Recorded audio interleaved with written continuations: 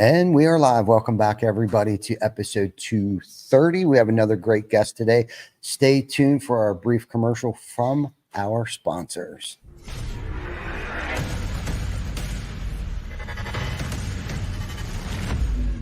TC Backer. Roofing, siding, windows, gutter, solar. Roofing, siding, windows, gutter, solar. TC Backer.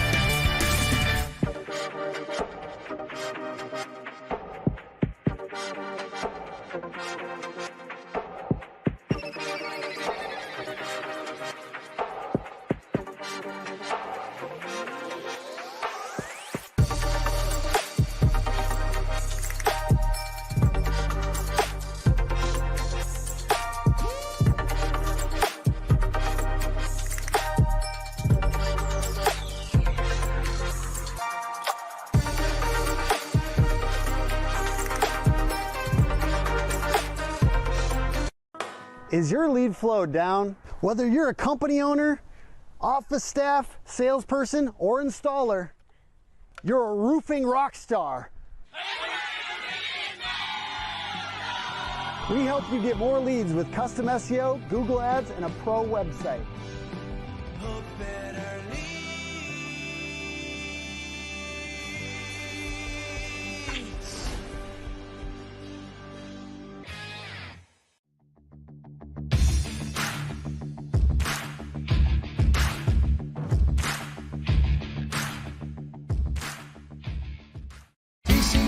TC Backer.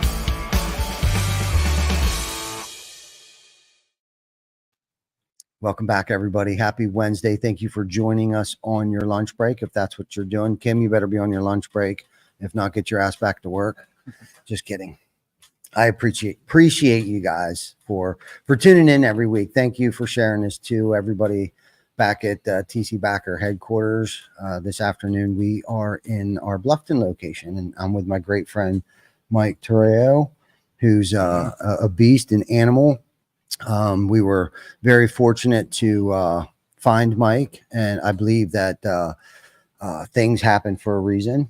I think God puts people in our lives at the times where we might need them the most, even though we don't think we need anybody in our life. Yeah. I think God just kind of works out that way sometimes.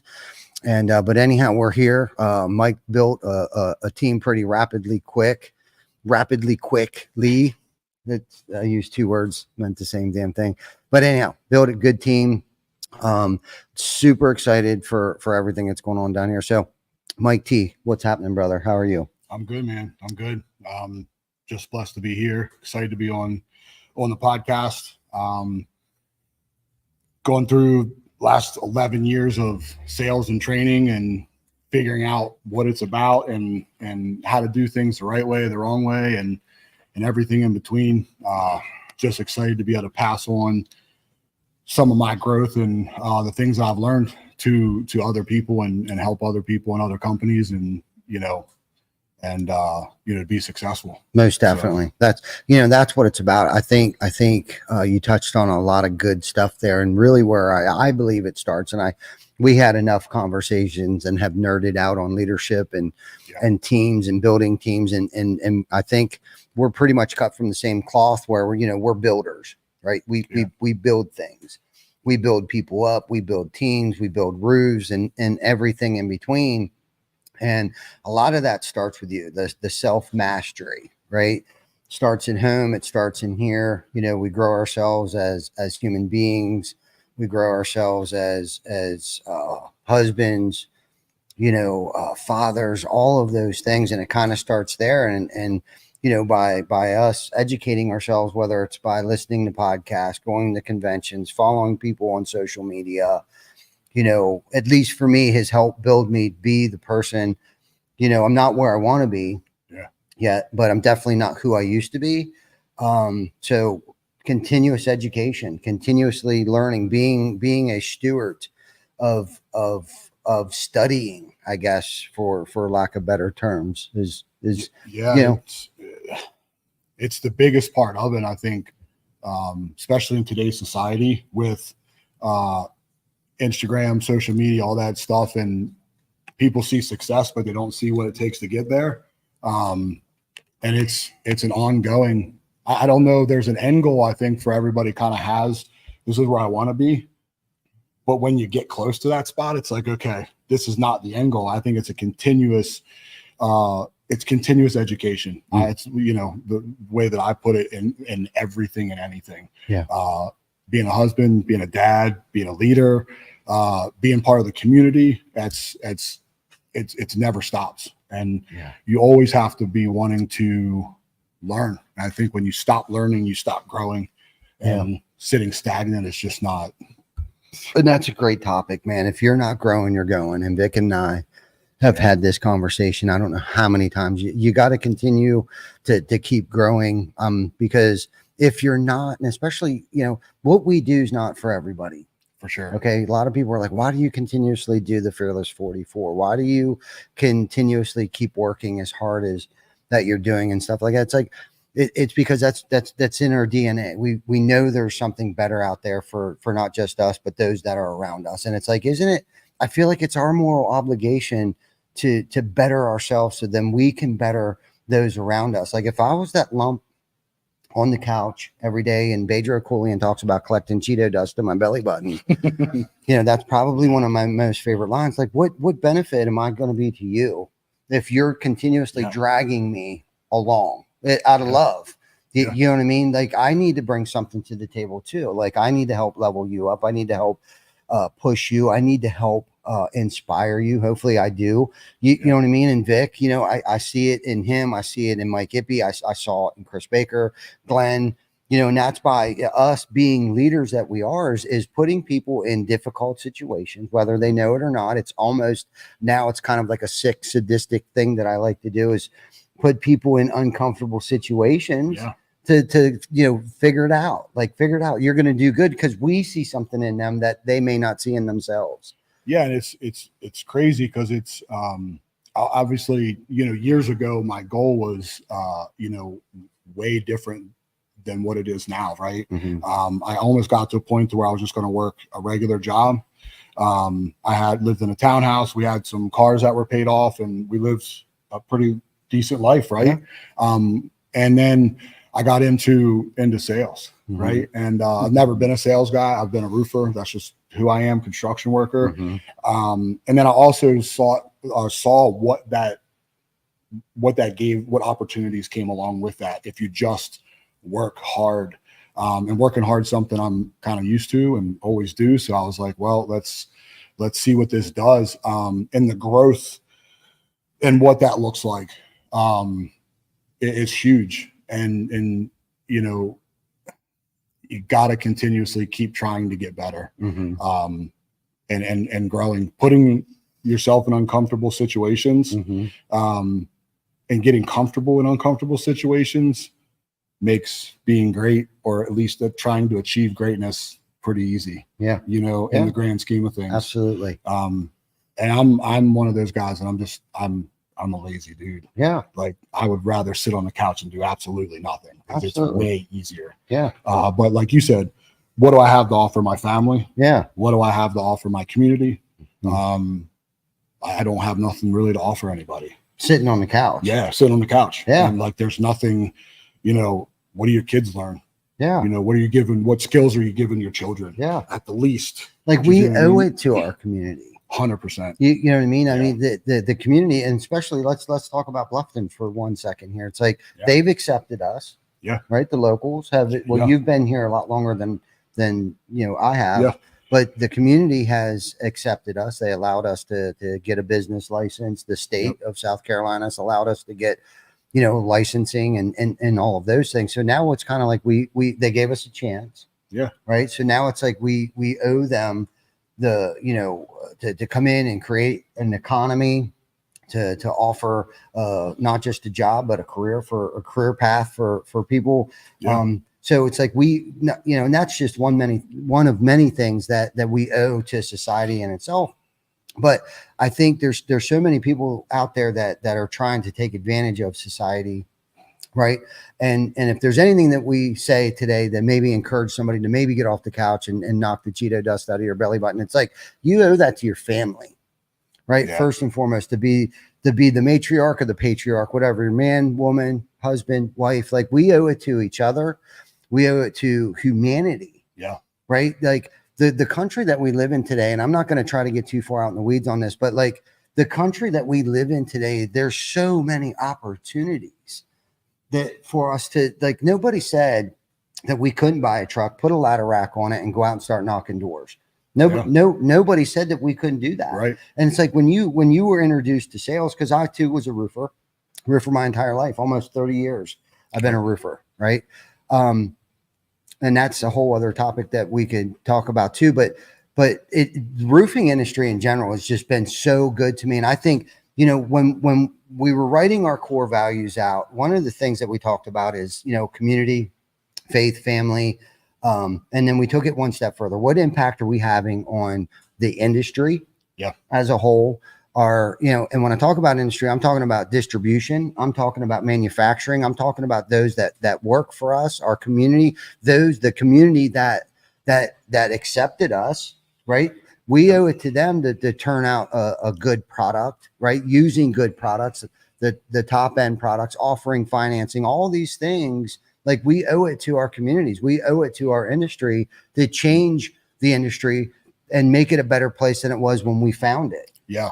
Yeah. I think you touched on something there, like just making things better, or trying to leave things better than you found it. You know what I mean? And that goes for really everything.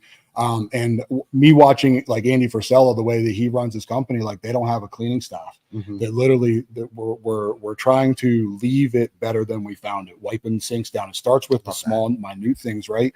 Mm-hmm.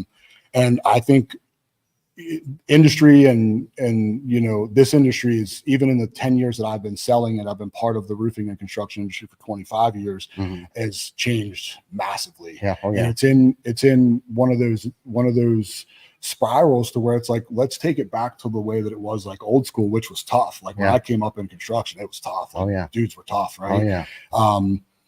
And let's get away from the salesy and let's really just care about our customers and care about what we provide them.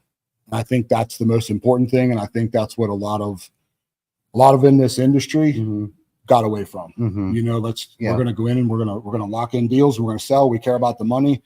And I found through this whole thing, it's just like where my mindset has changed. Like, yeah, I mean, we got to take care of our families. And obviously there's dreams and goals and admirations I've had since I was a kid that got me into doing what I'm doing. Yep.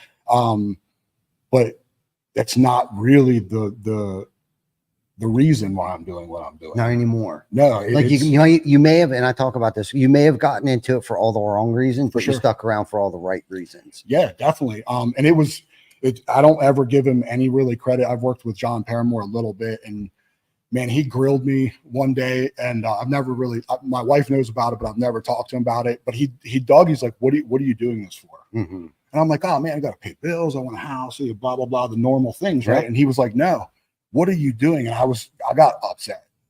I was like, dude, like this is BS. Like I'm not doing any more of these calls. But I had to go back and sit and think about what he was talking about. And it has changed my perspective of life and what am I doing here? Like, what is my purpose here? Whether it's in this building, if it's in my house, if it's in this community, if it's on earth, whatever that looks like. And that is something I've never thought about before. Like what's my purpose? I love helping people, right? So I've gone through 25 years of learning, 10 years, 11 years of learning sales. I want to give people that don't think that they have the opportunity. You like to put people in uncomfortable situations. And we've talked about this many times. People come in and I like to talk to them about their goals. They think they can get here because it's normal, right? But what if you can push them to become here? And now they're unlocking parts of them that they don't even know. And they're like, you have the potential to open a key and in some aspects create a monster when it comes to this kind of stuff. Yeah. But nobody pushed me. I had to push, but I'm just like, we're capable of so much more than society wants us to believe. You know what I mean? Yeah, like, absolutely. And then that's just a part of what I really love doing. Yeah, me too. Me too. And I think, when I said earlier that we were cut from the same cloth, that's exactly the point that I was trying to make. The way that we think and the way that we view the world today is definitely our align on so many different facets in our work ethic. And I think that's why we gel and why we're going to make such a great team. But Tina, who's in our audience today, she was, we were talking about, coloring books and stuff like that. And like, I heard this someplace. I wish I could say that I made it up myself, and I'm sure I probably won't say it or interpreted it the way that it was meant to be interpreted, because I tend to interpret things a little ass backwards. But, with coloring books, like, I think society has conditioned us to stay within the lines, right? Like, even when it comes to a coloring book, right? Like, you got to stay in the lines. And it's like in school, if you didn't stay in the lines, you weren't very artistic or whatever, they graded you poorly. And it's like, and maybe today's a little different than it was when I was in school, but like now that shit's art, right? Yeah. Like, get outside the lines and create your own colors and create your own pictures and things like that. And it's like, step outside your comfort zone. Nobody says that we couldn't go out here and set up a lemonade stand today and start selling lemonade. Now, we might have to go and get a permit to set up the table out there or whatever, because somebody, they want to get their beak wet too. Okay, whatever. Yeah. Here, let me pay the $25 soliciting thing or whatever it is, a vendor permit or whatever that is. But like, that's what's so cool about this. And it's like, unfortunately, we were trained or taught not to think like that. You know what I mean? Unfortunately, we were like, go to school, get good grades, get a good job, or go to college. Go to college. Give me goosebumps right now. Yeah. Go to college, spend all this money on an education that you're probably not even going to use, because whether you went to school to be a school teacher or an English or majored in something that psychology, right? Psychology is one where, like, I don't know how many people that I know seriously today that went to school for psychology that's either in sales, which I'm sure it helps. For sure. Them going to school for psychology, but they didn't get in that field. Yeah. And they're stuck with a $60,000 to $160,000 worth of debt. And it's kind of like, that's how we were conditioned. Get a job, retire, and that's it. And it's like, then you die. Yeah. Buy the house, get a white picket fence, the dog, get married, and die. And it's like, no way. I don't want to be 80 years old laying on my deathbed thinking, what if? Should have. And this is the thing. Vic and I have talked about it. Like, Vic just celebrated a birthday. I'm not going to say how old he is. I'm just going to say this. 60 is the new 30. In 2 weeks?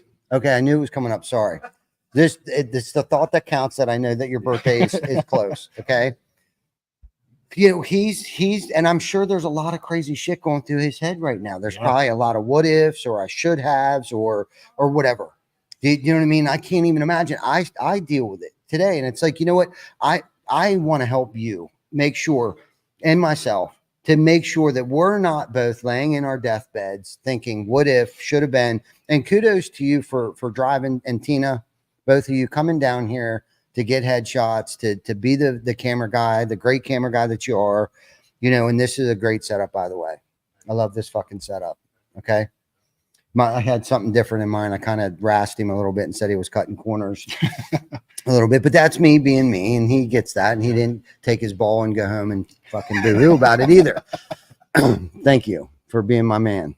But man, screw that. Like, life is entirely too short. My mom said that to me. She's like, Ty, you need help. First and foremost, she said, and she's like, life is too short. And it is. If you want to set up that lemonade stand, go start the lemonade stand. If you, whatever your wildest dreams are, and with social media today, get off social media, but unless you're watching on Wednesdays at 12 p.m. Eastern Standard Time. Yeah. But I haven't had social media on my phone, and I apologize to anybody that might be tagging me and stuff. I will get back around to it. I don't have it on my phone.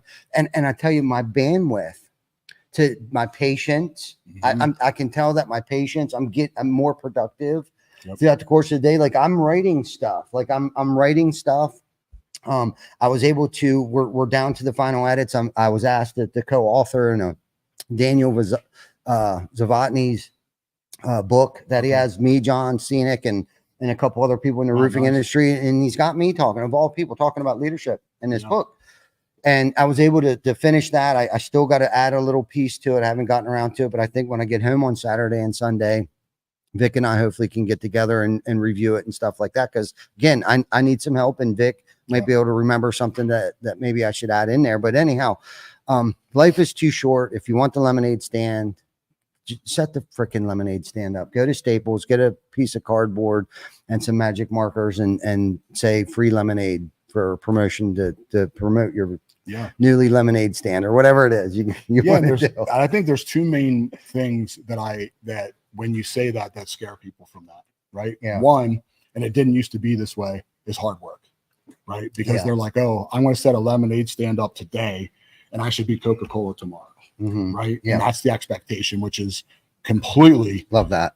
Is wrong. 100% wrong. The other thing that people are so scared of, and I know that for myself, it's not a fun place to figure out how to be, is failure. Right. Yeah. Like nobody wants to fail. Right. But how do you learn? So everything that's happened in my life, I can sit and boo-hoo about, right? Yep. I could do it, and I've done it for many years, No right? doubt. Of like, oh, poor me, I wasn't given the good hand, the silver spoon, whatever that is. But for your mindset, that's just constant negativity. And then I've lived in negativity for too long, right? But then I started taking what I'm learning, what I've learned. What am I taking from that? Right. So everything that I go through now, I may boohoo sometimes for a second. Of course. I tend to do that. Right. Yeah. But then I take them like, okay, what's my lesson? Because I feel like I was put through that for a reason. What's the lesson I'm taking out of that? I understand that lesson. My goal is not to make the same mistake twice. Right. Because then you make the same mistake twice, that's on you. Yeah. And I think that I've learned so much stuff that I'm able just to pass on to my children. Like I got a daughter, she's 21. Like we started being able to go to the bars. We're trying to figure out what we're going to do with our life, like how to manage bills, all this kind of stuff. And these are lessons that I can necessarily not say, hey, this is how you do that. This is what I've been through. This is what I've learned. It may be different for you, but this is what I've learned. But you tend to realize that it's not so different, because she'll come to me and she'll be like, I got what you said there. I see that. I understand that. Right. So there's no reason for me to keep boo-hooing about anything that I've been through. Like we're going to take a lesson from it, and then I can pass that on to other people. Not necessarily, hey, you need to do it this way, because everybody does things differently, and different things work for different people. Absolutely. Right. But this is what I've learned. Take that information and use it in whatever way that works for you.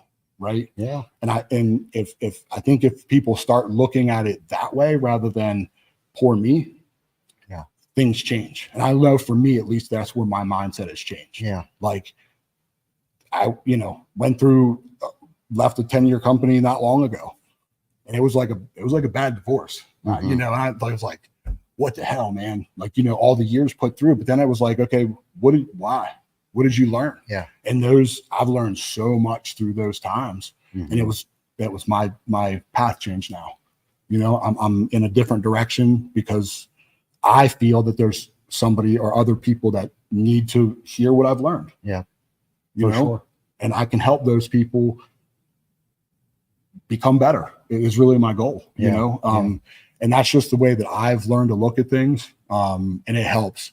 It gets you out of that. I mean, I've suffered mental health, depression, that kind of stuff. And you you just got to change your mindset. Yeah. You know, get rid of the negative, and try to keep more positive and positive people around you. And it changes everything. 100%. Everything, for sure. 100%, dude. You've touched on a lot of great topics there. And to go back to the very beginning, you know, I think social media, going back into the social media thing here a little bit, I think everyone looks at social media and expects that instant gratification. Yep. Right. They see these people with their fancy cars or watches and stuff like that. And those that are posting that stuff, you know, they're not either, if they are successful, they're not showing you the 10 years that they put in prior to that to get that fancy car, that big house, Yep. or decades of, Yep. right. So I think social media is warping people's minds, thinking, you know, they can get that instant gratification if they get that dream job, and they expect the results in 12 months. But looking back at where we started from, like we still didn't turn a profit.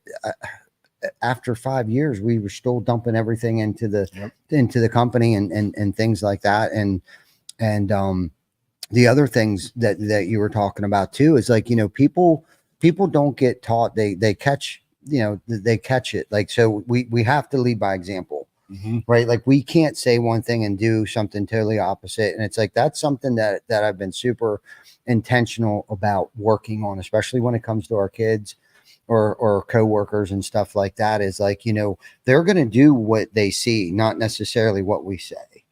Yeah. You know what I mean? So if you know, not that we can't share experience, strength, and hope with them, and you know, like, hey, I've done it, I can tell you exactly what not to do. Okay. Like, you were talking about your daughter. It's like, I don't know if this is the right path for you, but this has been my experience. But more importantly, she's looking at you on what you're doing today. Yeah. You know what I mean? How Yeah. you're handling business and conducting business, and how you're treating, you know, Jamie. You know what I mean? And that, like, if you're treating Jamie poorly, then she's going to think women should be treated poorly. 100%. Dude, you know what I mean?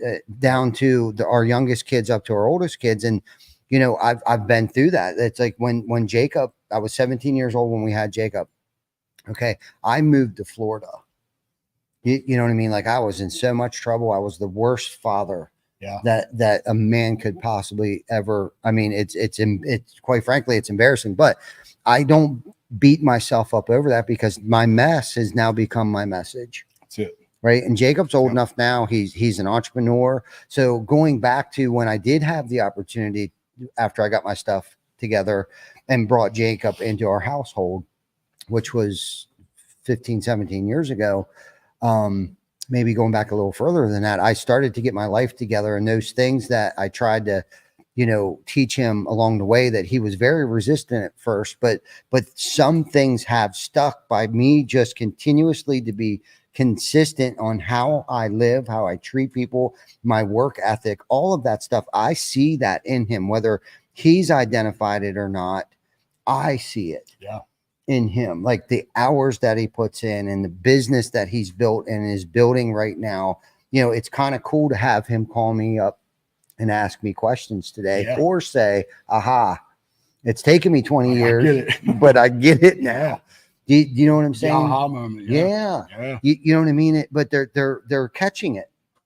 Yeah. You know what I mean? They're watching, they saw it, they see it, you know, and that's the same thing that goes into anything, that we do, you know what I mean? And going into, you know, how we do anything is how we do everything. Yeah. You know what I mean? Which kind of solidifies everything that we're talking about. It's like, and this is the thing, we're not going to be perfect.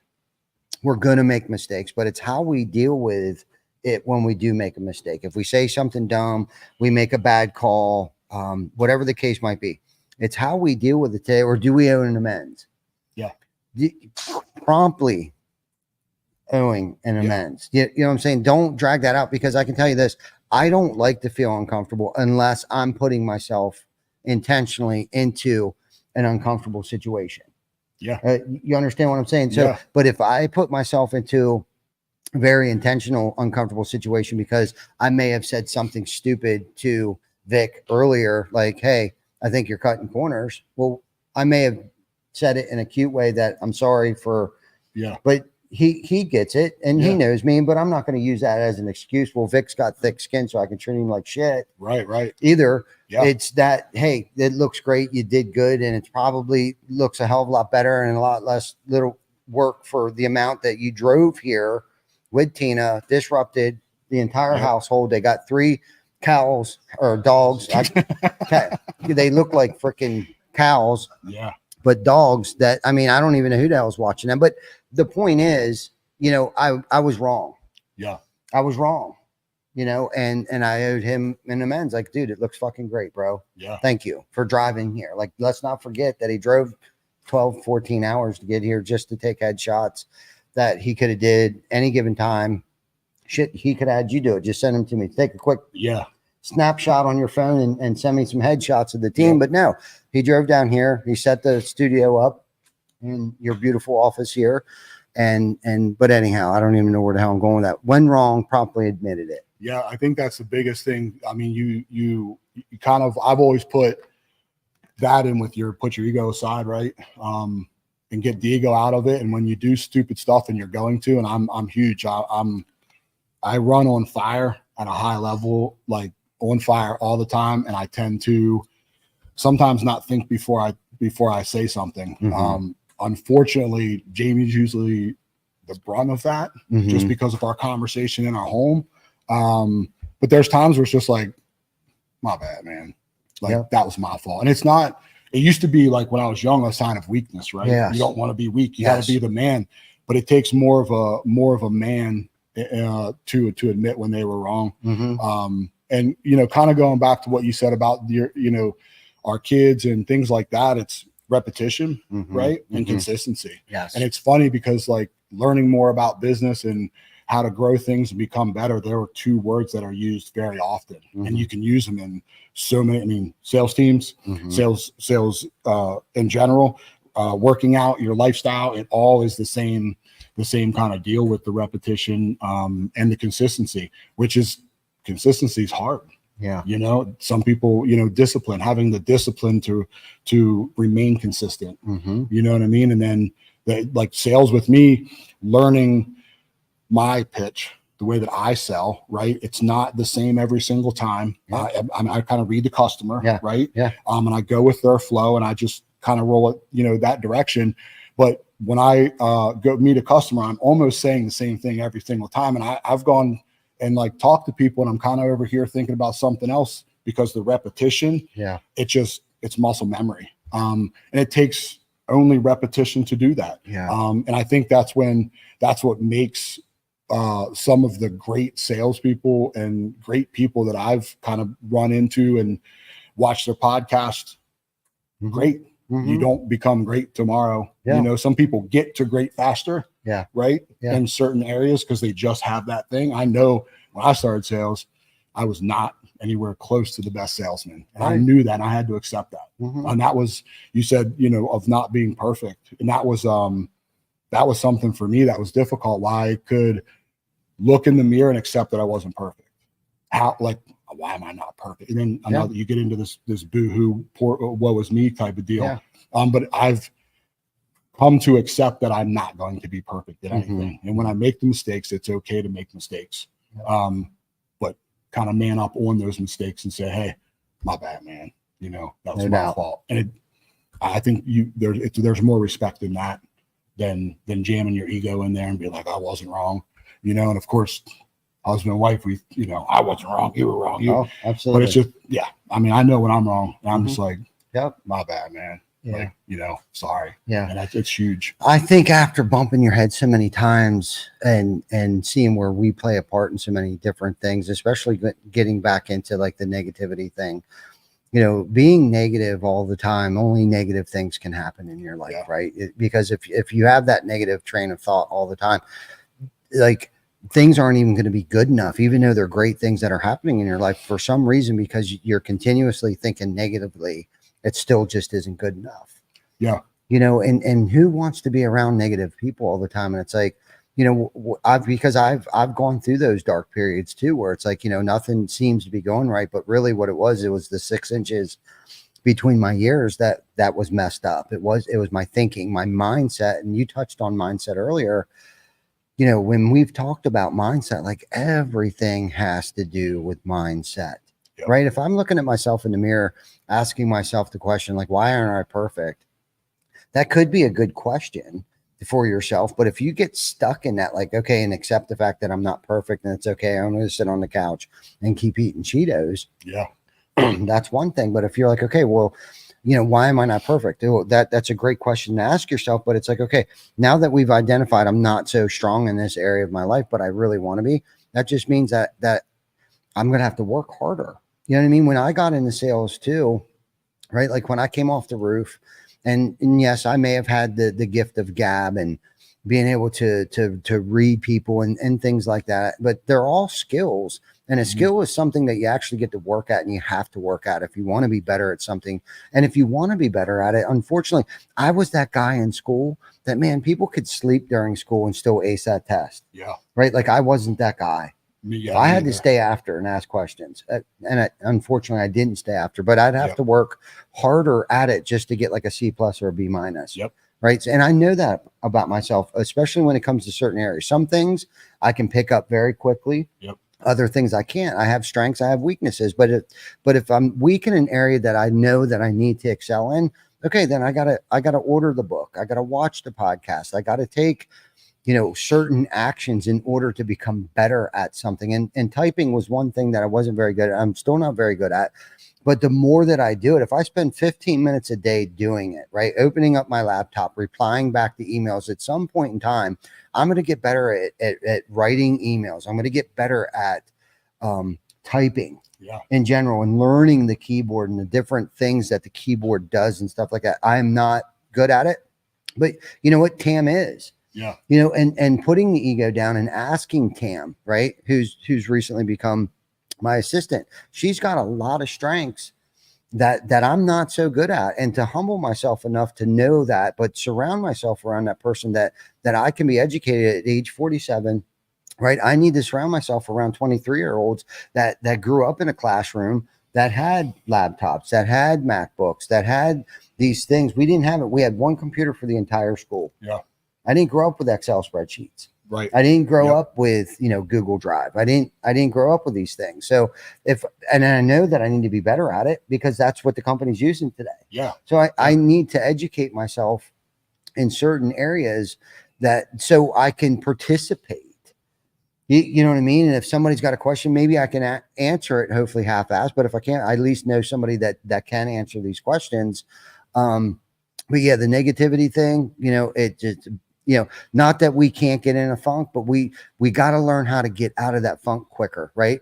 And I think a lot of this goes into, focusing on the 5% that might not be going so well and forgetting about the other 95% of the things that are going well in our life. And that's the thing I try to focus on more than anything today is like that 95%. Yes, I can name off probably 3 things that aren't going so well. Okay. But do I want to stay stuck in those 3 things, or do I want to focus on the positive things and or the solution to improve those things? And a lot of times all of the time, it's going to create a lot of work. Okay. And I think that's the thing, that 4-letter word creates another 4-letter word, fear. Yep. Right. Face everything and rise, or F everything and run. And somebody said something, the false reality, fear, false, man, I'll have to remember that. I wrote it down. It's in my thing. Somebody else came up with an acronym for fear that was really good that I heard the other day. It's false evidence. False evidence appears real. Right. Right. Yeah, it makes sense. So don't be afraid to put the work in, I guess is my point. Right. Like, don't be afraid. That's the thing, like that, this whole instant gratification, like this Amazon world that this place has become. If it's not here in 48 hours, I'm losing my shit. Nah, man. It sometimes overnight success happens 10 years and 1 day later. Yeah. Like literally it's taken 10, 15 years. And Vic, I think you posted something in here, like fail forward. The only time that we're going to fail is when we actually quit. That's it. Quitting 5 minutes before that miracle happens, man. My stomach, dude, I've worked on my abs. Dude, I don't even know how long. Like seriously, but I hear we were talking about ab exercise, and I am no expert in working out. Okay. I can tell you how to eat a whole bag of Cheetos though. Cause I love me some Cheetos or them fire fries, Andy's. God dang it. I love them things. Okay. And I wonder why my gut You know, and one of the things about habits that I quit is to stop snacking in bed. But like, I don't drink. I do hit a vape. I do have one vice that I've been working on. That's nicotine. Been trying to kick it. But like, and I don't want to say, oh, boo-hoo, Ty doesn't have any outlets. Yeah. Okay, I exercise. Okay, that is definitely a great outlet in my life. But working on, like, I'm not going to give up on my stomach. I too want to be that 50-year-old guy with a 6-pack ab. And my goal is at the end of this, and I said this the other day, and I'm sorry I keep rambling on here, but like, there was a reason why I didn't go live the other night, six days ago, because there's still more work that needs to be done. Right. Getting into those things where it's like, in those moments where it's like, this is the worst thing I think it's ever happened to me. How many times when I thought that has it turned out to be the greatest thing that has ever happened to me? And dude, I was beside myself that morning when I realized I didn't go live. I thought, and I dropped a couple F-bombs. I'm standing on the scale because I'm reviewing the 95% of everything that's going great in my life. And I'm on the scales, and I kind of review yesterday, and I'm reviewing today. What do I got to take care of? And getting myself jacked up. And then all of a sudden I'm like, oh my God, I never went live last night. And dude, the wind just came right out of my sails. And I was almost like, okay, I'm going to go live and tell everybody I quit. I failed. And I was like, no way, dude. No way. Here we are, day 7, which I didn't go live yet. And Corey, God bless him. And I said this last week, I think, Corey was trying to co-sign my shit. He was like, well, that was Wednesday, right? That was yesterday. I was like, yeah. He's like, well, you went live. You did your Behind the ToolBelt. I'm like, I know. I love you. Thank you. But that wasn't my intentional 2-minute live. Right. You know what I mean? And again, however you want to look at that 2-minute live. Yes, it's uncomfortable. A lot of times I have no idea what I'm going to talk about because I'm tired. I feel like I'm repeating myself, all these things that go through my mind. But what it comes down to, it's actually for legacy. It's not for me. The 2-minute lives aren't for me. It's when I pass away, my friends, my family, my children can go back through my Facebook feed and listen to me. And plus impact. Hopefully I can influence or encourage someone to want to do better or step outside their comfort zone. But more so, the 2-minute live is for legacy. It's one of the things that we're trying to stretch our mind. We're working on our legacy, obviously, personal development and physical appearance is basically the gist in a nutshell of the Fearless 44 in a nutshell. Like, I know it's annoying to some people, and I'm sure they get tired of listening to me say the same thing over and over and over each night. It's tough. Like, when I can only talk so much about whatever the hell it is that I talk about all the time. And I apologize for that, but it's a challenge that I've accepted to help push me outside my comfort zone. Like you talked about earlier, it's like we put ourselves in those uncomfortable positions. So then when our outside environment, because I like to think that us sitting in this room today, we make an impact on our outside environment. We don't let our outside environment predict or conflict with how we feel. We try to impact and change the environment that we're within. Okay. And I forgot where the hell I was going with that. Shoot, my mind. Legacy. Legacy. I still forgot. I felt like I was going down a pretty good rabbit hole there for a second. But the outside environment, right? That what we're bringing to, the atmosphere. We talked a little bit about it. I still can't remember what the hell it was that I was going to say, but I felt like it was going to be pretty good. Impact us. Like we want to impact the environment and not let the environment that we're, the outside elements affect the way that we're feeling, I think is what I really wanted to say is that, shoot, you're gonna have to take it from there. Yeah. I mean, I get what you're saying for sure. Social media, news, like we haven't had TV in our house, cable TV for, I don't know, 5 or 6 years. We do like some Netflix and things of that nature, but I can't live like that. Like I can't live because it's just constant negative. And I'm in a person now to where like, I know if I live in that negative circle, I'm going down a spiral that nobody wants. I don't want to go down. My family doesn't want me to go down. So I stay away from that. And it's huge. It's huge. We try to do it with our children as well. Like, what are we watching? Like what Yeah. What are we paying attention to? Like, let's do some positive things, right? And it was funny that you were saying about like doing work. Posey sent me this Alex Hermosi thing the other day, and I don't remember exactly what it was, but I watched it. It was a short clip, and I'm like, in caps, I'm like, just do the fucking work. Yeah. Like, and people complicate and they try to reinvent the wheel when they want to do anything, right? Just do the work. And like you said, the work you're putting in now, 60, 90, 120 days, 2 years, you're going to start seeing that. But if you stop doing the work, that's going to stop as well. Yeah. Right. And every time things go bad for me or something doesn't go right, I'm like, okay, did I stop something? Yeah.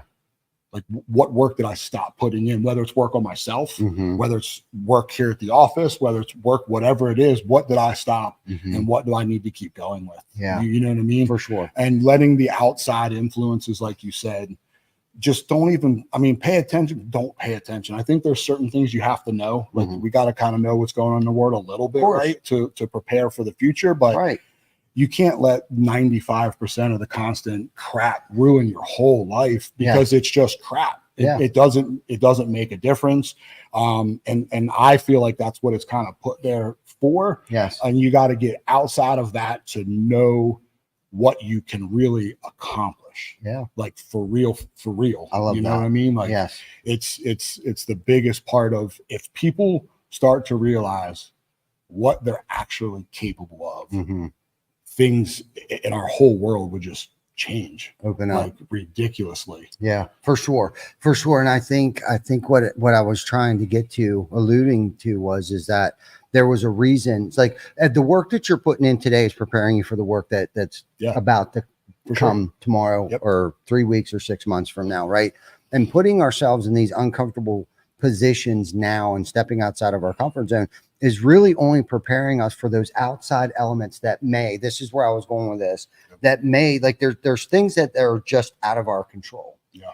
That life sucks at times, right? People pass away, there's car accidents, dogs die, whatever it is. But the adversity that we're putting, the scrutiny, the punishment that we put ourselves through, basically, because it's punishment. Working out is we're breaking ourselves down to build ourselves up. Think about that. You're tearing your muscles to become stronger later. Yes. And life is the same way. If we continue to put ourselves in these uncomfortable situations and positions that are having good impact on ourselves and those around us, when those outside elements decide to show their ugly face, we're going to be able to handle them so much differently and better. And like you touched on earlier, we'll actually be able to learn from that. Yeah. How could I have avoided that? Or I'm going to be able to deal with it better. I'm not going to let it destroy me. Like, because if something negative happened back years ago, I would let it ruin my day, my week, my month, my entire year. Because if your mom passed away, you would be an asshole like I was for the next 10 years. Yes. Or whatever the case might be, or excuses that we live in. Yeah. And those broken promises that we make to ourselves, right? That's where because that's the thing. Think about it. All these promises that I'm going to have a 6-pack ab. Yeah. By the time I'm 50, I'm going to be the most ripped, and I'm not breaking that promise to myself that by the time I'm 50, because unfortunately it's going to probably take 36 months, but me being who I am, that still won't be good enough. Right. I still feel like that I didn't do enough. Yeah. Right. Yeah, no, 100%. I literally just lost my train of thought. That's okay. It's crazy to think about. I'm gaining my thought back of the adversity that we're putting ourselves in. So, like, for me, you guys do the Fearless 44. For me, it was like 75 hard. It's been my nemesis. I failed it every time and couldn't figure it out. And I went through what I went through with a company that I helped build, and I was there for 10 going on 11 years. I was doing 75 hard through that. Right. That is, I think, one of the reasons why it didn't really affect me like it would have 20 years ago. Oh, yeah. It crumbled me. And that would have been my excuse of why my whole life is shit now. Yeah. And going through that, I did everything that I needed to do every single day. And that's what helped me walk through that. So I was putting myself in uncomfortable situations because of all the work that I had to do the program, but it helped me get through that. And I also know I don't care what's coming. The world could collapse tomorrow. Mhm. They could shut the electric down. I have skills, right? That I know that I'm going to be okay. I can't control that. No. It's part of like, I know, like you're familiar with the serenity prayer. Like I'm going to control the things that I can. Mhm. I can't worry about the things that I can't control. Mhm. I need to take this situation, use the skills that I've learned, whether it's mental skills, physical skills, whatever that is, and get through it to the best that I can. Yeah, I love that. That's really what you're setting yourself up and for. That's what we're preparing ourselves for those tough times that we don't have control over, but to be able to accept them and move on. And not let it control and dive back into the bottle or whatever the case, or the excuses that we used to use when we were younger. But we've also been able, and you said this, we've also been able to use them as learning tools for sure along the way. It's like, okay, well, that didn't work out. That negative mindset that I had back then wasn't conducive to the life that I want to live today. Mm-hmm. And it wasn't having a positive impact on those around me because, one, they probably didn't want to be around me. Because I was negative all the time. I wasn't offering anything. I wasn't bringing anything to the table that was positive or was going to have an impact on anybody's life.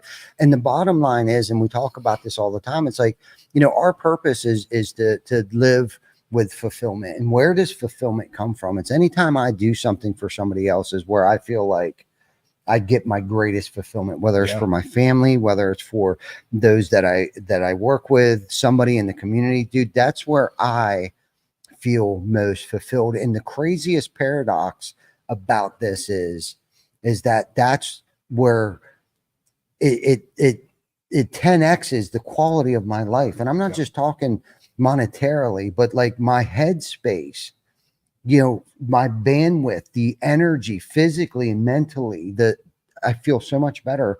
When we do the 21 turkey salute, and we strategically place these things periodically throughout the course of the year, because selfishly it energizes me when I start to feel like I'm petering out a little bit, man. Then Roofers in Recovery in June will come. We go and we give somebody a roof.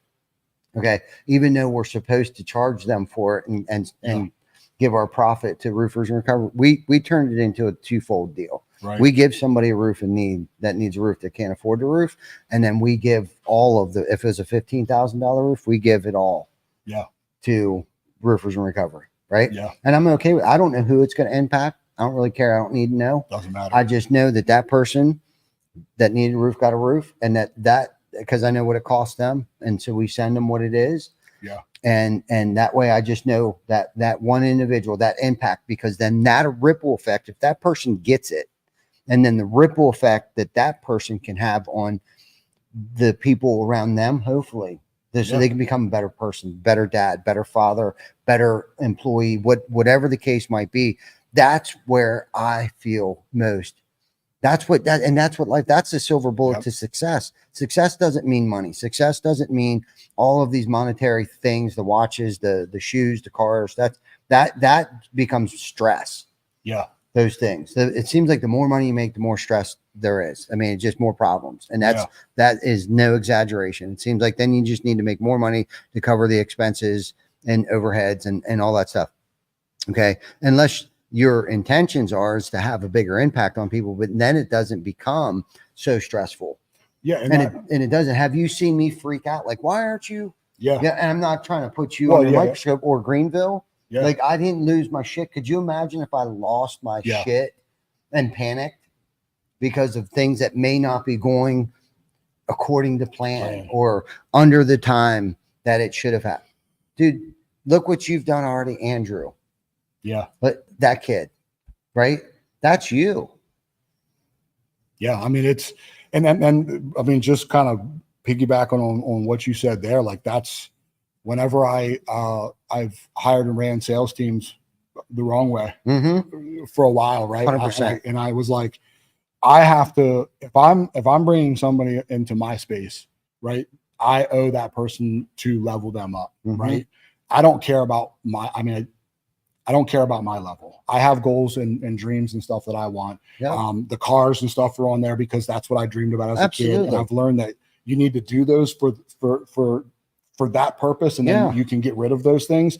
But for me, like, you hear the money is root of all evil. I've heard it all my life growing up. Me too.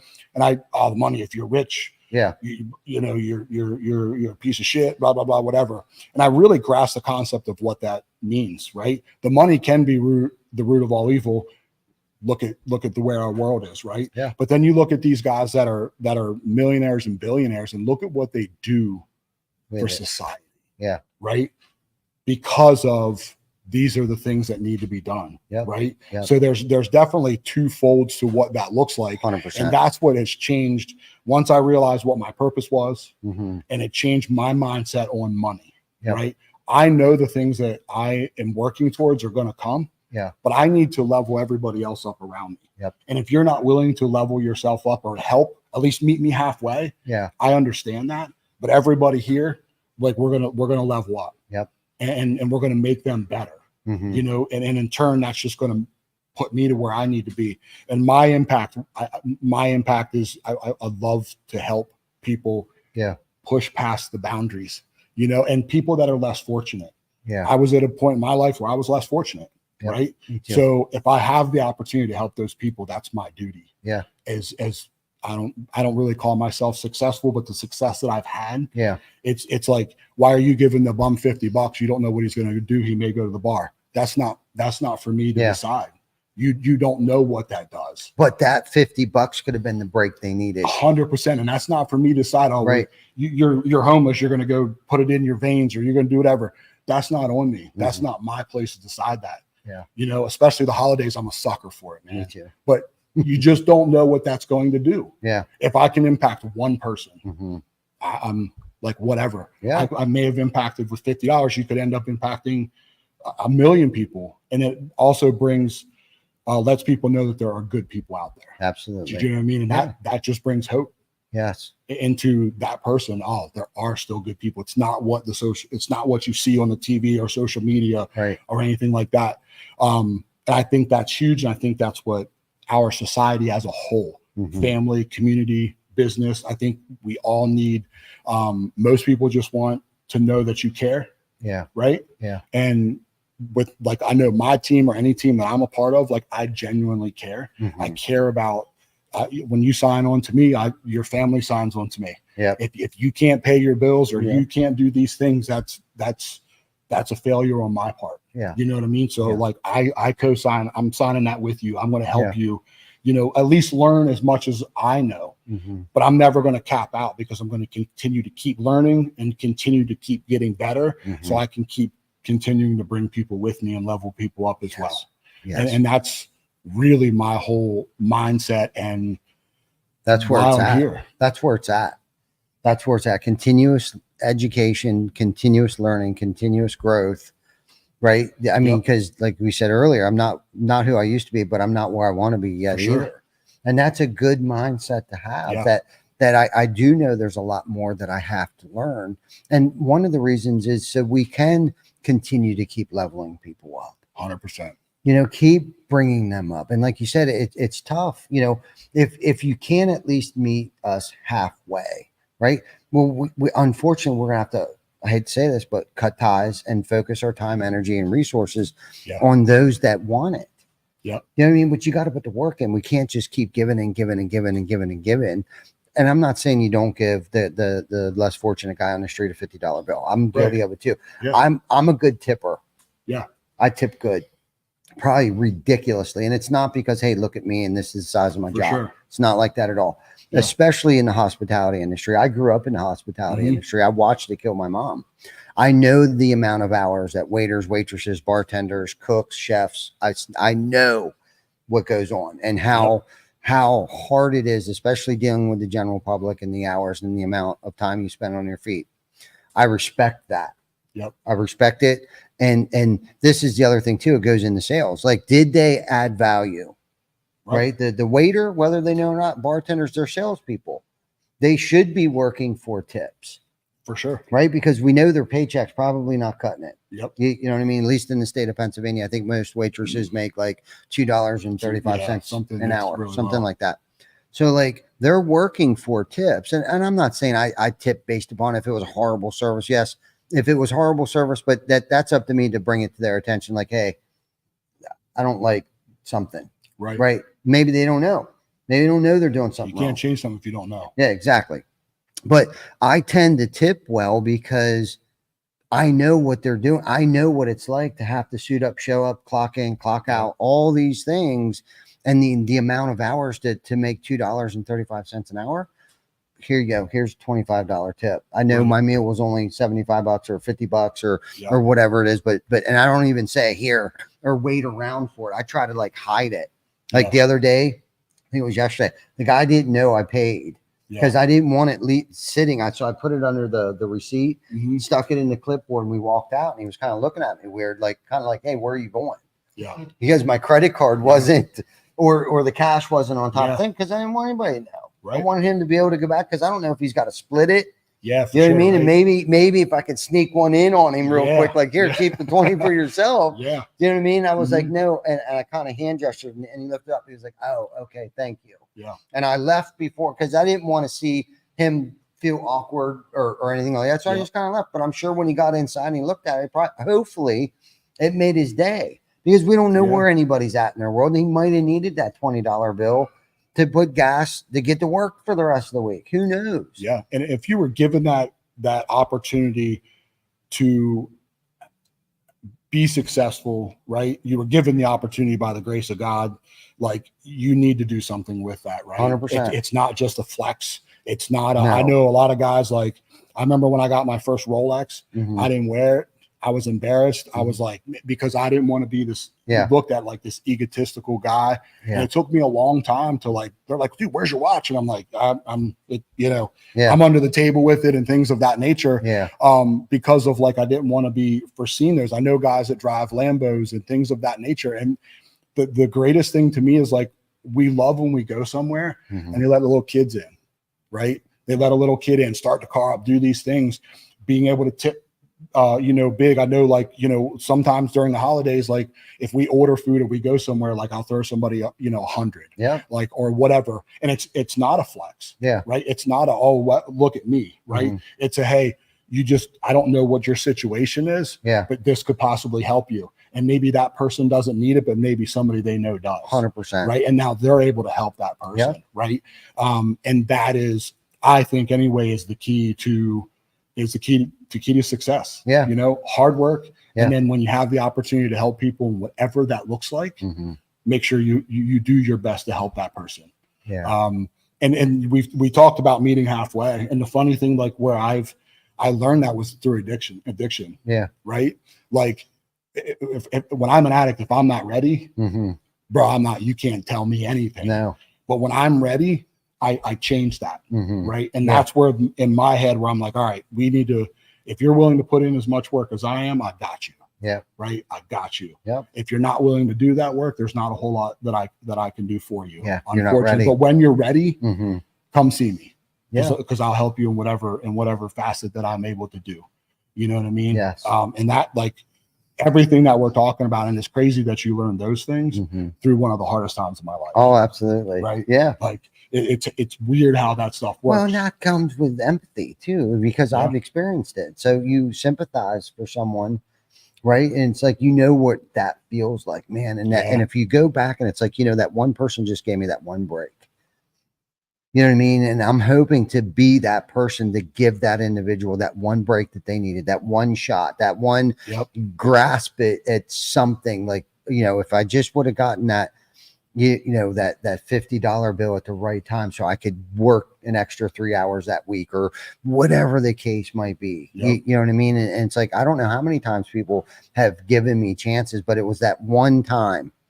Yeah. That one time where finally I thought it was a good idea, because this is the Right. deal. It's never a good idea until we think it's a good idea. That's right. That's right. And it all really just goes back to mindset. Yes. It's all about your mind. The mind is the most powerful thing, and it trips me up still today. And I'm just like, dude, like why am I here? Right. Mhm. And it's amazing what your mind is able to do, what situations it can put you in Mhm. on both the dark side and the good side. Yes. Right. And it's just absolutely unbelievable. Mhm. like I said, going back to just what you're able to accomplish when you really want to do those things. Absolutely. No, I love it. This has been such a great conversation, great topics, all of them. This is my favorite stuff to talk about week in and week out. We are at our hour and 4.5 minutes into this. Is there anything else that you want to leave everybody with before we get off here?